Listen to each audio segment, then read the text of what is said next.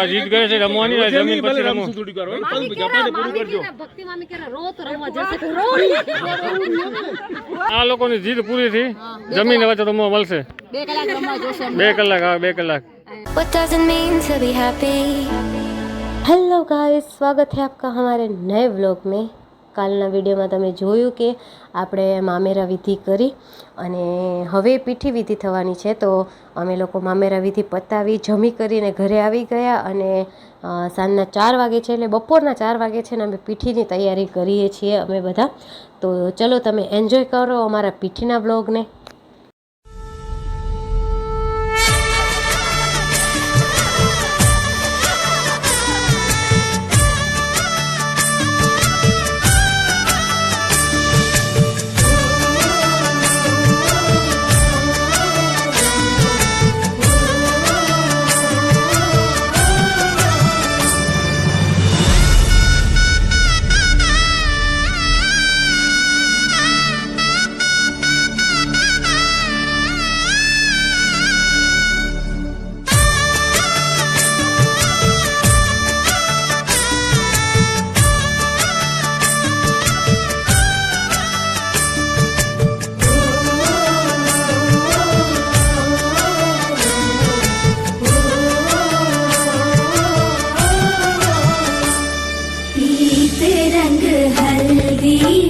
प्रेम से लगाओ शगुन शुभ मंगल यह गीत गाओ पीते रंग हल्दी प्रेम से लगाओ शगुन शुभ मंगल यह गीत गाओ कोमल अंग निखारे हल्दी तन श्रृंगार सवारे हल्दी कमल तन कोमल कनक बनाओ कमल तन कोमल कनक बनाओ पीते रंग हल्दी प्रेम से लगाओ शगुन शुभ मंगल यह गीत गाओ।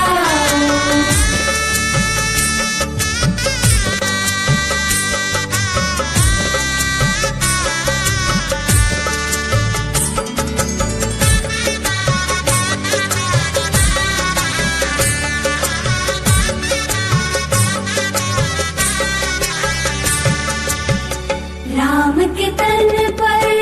सोहे हल्दी शोभा कहीं ना जाए रघुवर की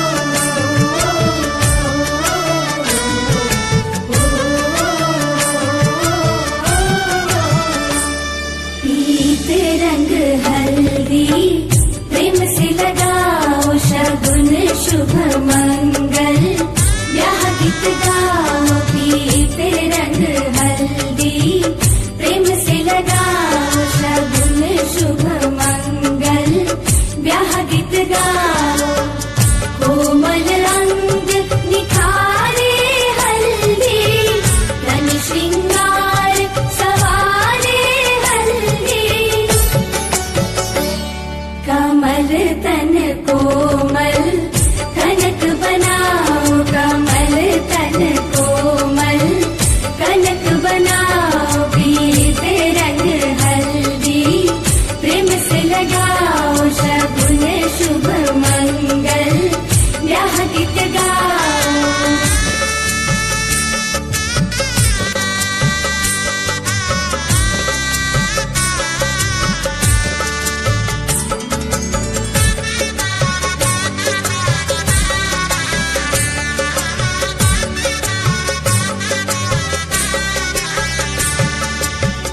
राम के तन पर सोहे हल्दी शोभा कहीं ना जाए रघुवर की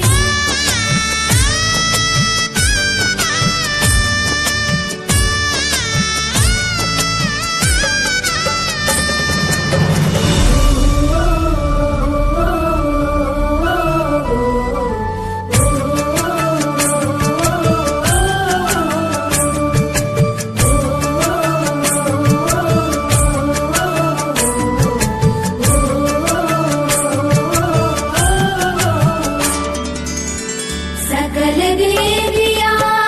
नारी रूप धर हल्दी लगाती सिय के तन पर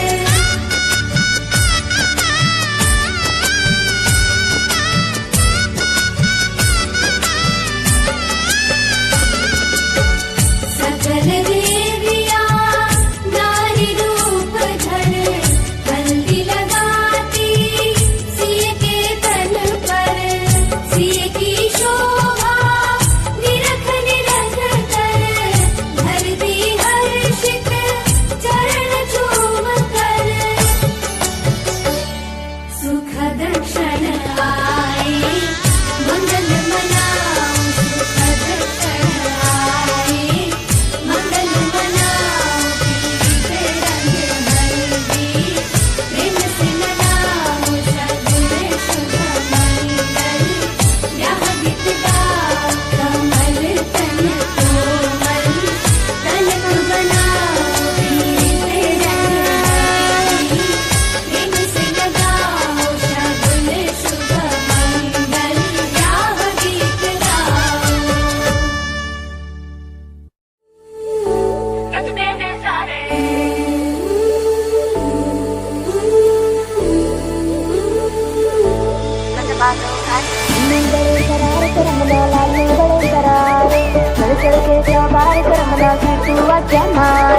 अल्लू बड़े करार करमना लालू बड़े करारे चढ़ चढ़ के चौबार करमना सीटू अच्छा मारे मुंडा थोड़ा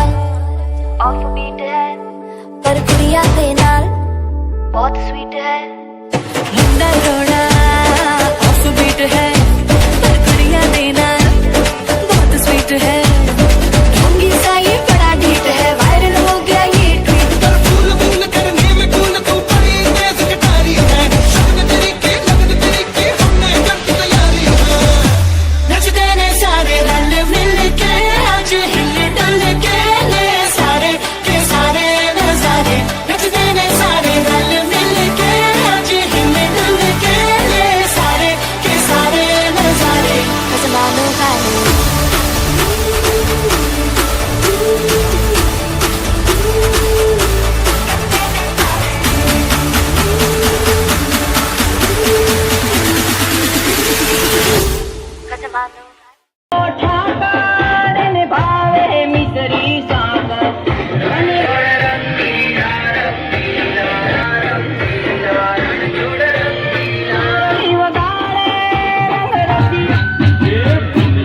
हमारी कोई होगी नसी ओ गब्बर न गोते बैठी सुआई तू चंदिका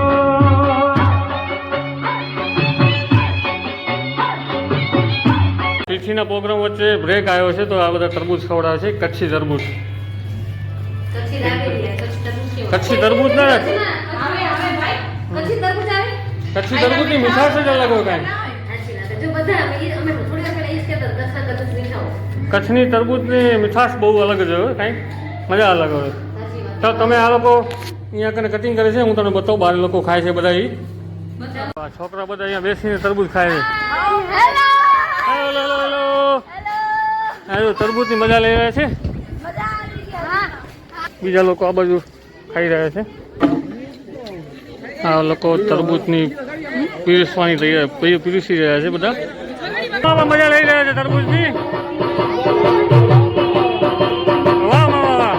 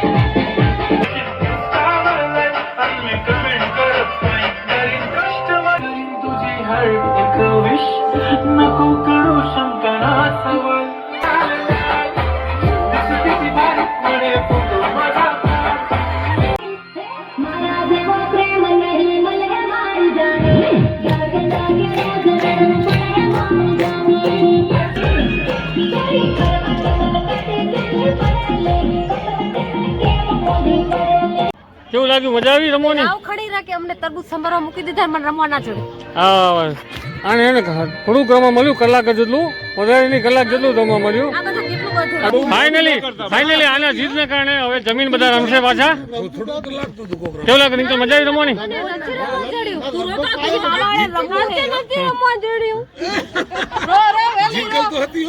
ઝીંકલ હતી નહીં, ઝીંકલ તરબૂચ સમારતી હતી. કોઈ રમવા આવી ગઈ. નથી રમવા જોડે હા જો આ જીત ગયે છે રમવાની આ જમીન પછી રમવું થોડી કરો મામી કેરા ભક્તિ મામી કેરા રો તો રમવા જશે તો રો પછી બહુ મોડું ના કરે મોડું ના કરતા બહુ પછી સવારે વળી પાછું ફાઇનલી